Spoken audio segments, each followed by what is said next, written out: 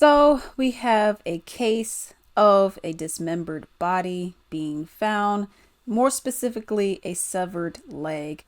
This lady, she actually met this guy online. They went out for a date. Boom, boom, boom. Everything was great. And then he ended up murdering her. We have the details. Let's get into the story.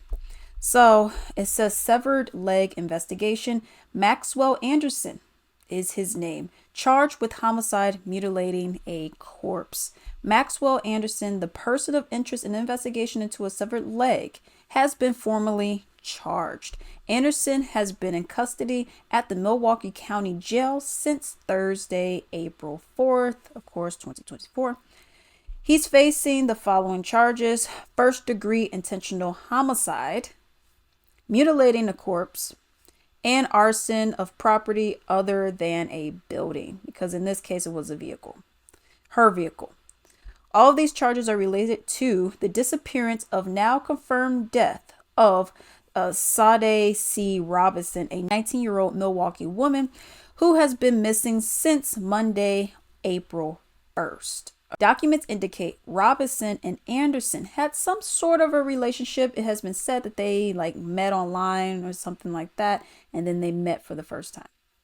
Anderson is formally charged with first-degree intentional homicide, mutilation, and arson. A criminal complaint shows on April 1st, Sade Robinson and Anderson went on a date at Twisted Fisherman just west of downtown. Court documents show that Sade's phone was tracked, and it shows her location at Twisted Fisherman and then at Duke's on Water. Court documents also detail her phone was tracked to the area of Anderson's home. After being at Anderson's home for approximately 3 hours and 19 minutes, her phone was then traced to a park in River West for about a half hour. Then court documents show her phone was pinged near Warnemont Park, where the severed leg was found early last week. Within the criminal complaint, authorities say the severed leg did belong to Sade Robinson.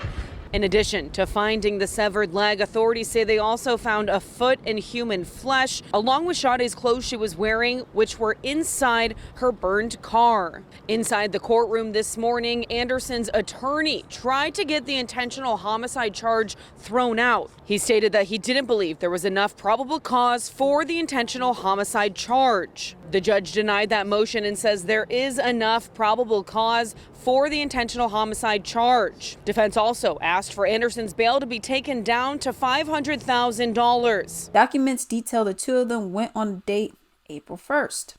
Text messages between Robinson and Anderson show that they plan to meet at a place called Twisted Fisherman, which was a seafood place that happened to be in Milwaukee. Security footage shows them leaving the restaurant together just before 6:30 p.m.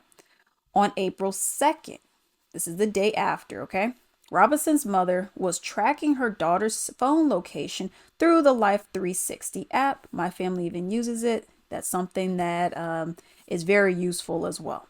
According to court documents, the device had traveled from the area around Anderson's home to 40th in Oklahoma and later all the way to S South Sheridan Drive before the battery died. Okay, so the daughter is like this: hey mom, I'm going to be at X location, supposed to be hanging out with X person, right? The mother's like, okay, cool, I got my phone, we gonna track you, okay, because I don't know him and you don't really know him. All right. And it says a criminal complaint filed by the Milwaukee County District Attorney's Office shows the leg found in Warnemont Park on April 2nd appeared to be that of a black female. Investigators said the leg appeared to have been sawed off. Yes, y'all, very graphic. If you could not tell by the first few words that I said here, it's very graphic. DNA analysis indicates the leg belonged to Robinson, according to the court documents. When investigators searched Anderson's home, they said they found blood on the bedding in one of the bedrooms and on the wall leading to the basement. Oh my gosh.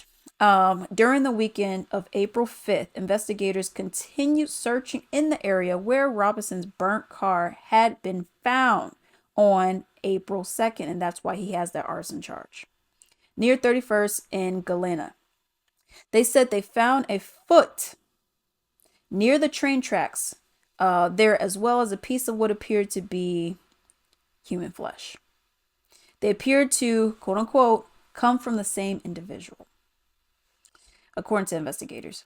Court documents show Anderson was also captured on Milwaukee County Transit System security footage walking away from Robinson's burning car.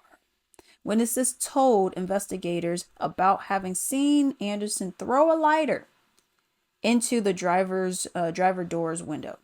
Investigators said that the clothing Robinson was wearing on April 1st, when they went on their date and hung out, was in the trunk of her car. Wow. That's the thing that really gets me. And then to also know that this guy even had a criminal history. And I know some people may say, well, he looked like you shouldn't be messing with him. I would agree too. Okay. But then you find out that he even had a criminal history as well. For example, it was July 11th, 2014, disorderly conduct, class B misdemeanor. You had June 15th, 2015, disorderly conduct, modified domestic abuse, class B misdemeanor. Criminal damage to property, class A misdemeanor. Intimidate witness, class A misdemeanor. Then you had September 12th, 2019, disorderly conduct, class B misdemeanor. So, you look at people like this and you look at this kind of stuff and it's like, why are these people just out? And in some cases, and I guess you may not necessarily say here because you may say, oh, it's a misdemeanor or whatever. But I've seen other misdemeanor charges. For example, if you look at what happened in New York, where you had these random dudes, it was like 3 dudes. You had these random men who were just sucker punching women in New York City, Manhattan area, even Brooklyn, I believe. They were just sucker punching them, just punching them right in the face out of nowhere, unprovoked. The women were just minding their own business and assaulting them, whatnot, and they get misdemeanor charges. I was literally just walking, and a man came up and punched me in the face. Stories from New York City women going viral on TikTok. I literally just got punched by some man on the sidewalk. Their videos detailing how they're allegedly getting punched in the face completely unprovoked. Several women have posted these videos describing similar allegations in just the last week. Hallie Kate posted about an assault on Monday. She says she had to be treated at a local medical facility for injuries to the left side of her face. Oh my God, it hurts so bad. I can't even talk. Olivia Brand posting updates on her own experience earlier this month after commenters on TikTok started connecting the two cases. I did just get a call from the New York Police Department detective. The NYPD says it's investigating the incidents, but says it's unclear right now whether they're connected. Police announced one assault arrest related to Hallie's case, 40-year-old Skyboki Stora, taken into custody. Other users posting videos expressing shock, fear, and even sharing tips for staying safe, like not being distracted on your phone while you're out and about. How does that work?